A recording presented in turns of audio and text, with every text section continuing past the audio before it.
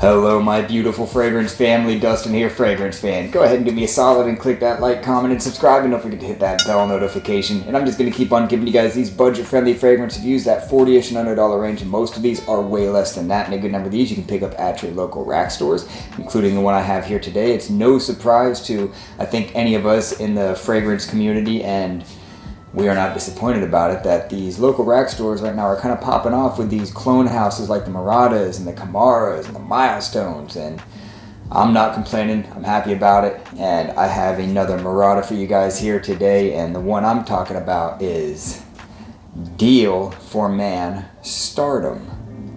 To me, this is probably the ugliest of all these bottles I have thus far.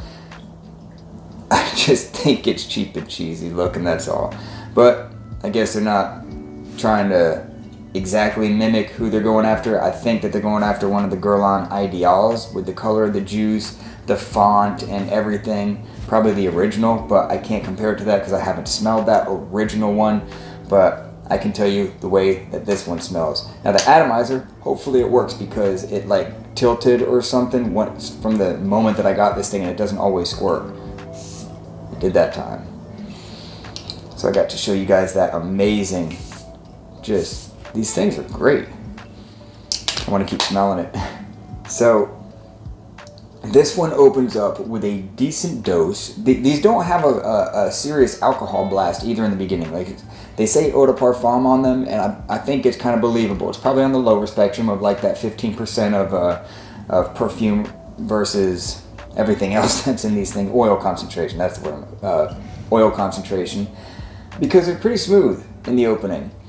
This one has a fresh, fruity vibe at the very beginning. Some kind of citrus fruit, like it's a sweet citrus at the very beginning.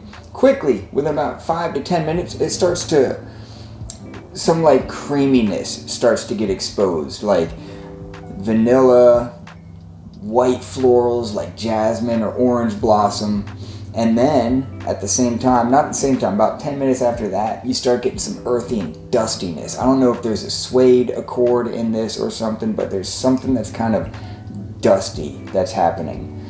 This is a somewhat classy fragrance. This will work in a casual situation, but this I would almost place in the same category as like F Black, something that would work good for like a business meeting or something like that. It's an easy one. It's not a challenging fragrance. It just has class. It's soft, creamy, florally, semi-sweet, a little bit of that citrus, giving it some, giving it a little bit of sharpness. Not like a bad sharpness, not a piercing sharpness, just like bright, I guess is a better term.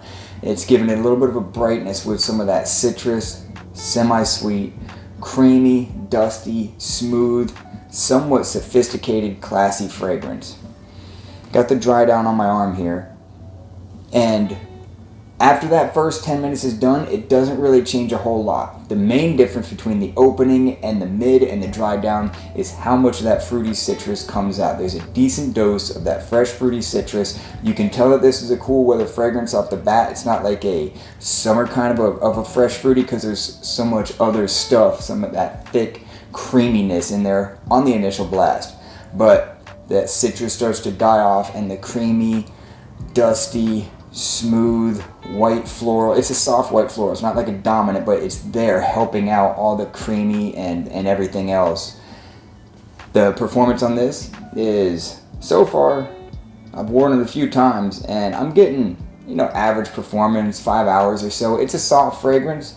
I could see how this one would hang on some people for a long time because it's one of those kind of creamy vanilla things that sometimes like to just pump off for hours. But on me, I'm getting 5, maybe 6 hours, so it's average, solid average, maybe slightly above average performing.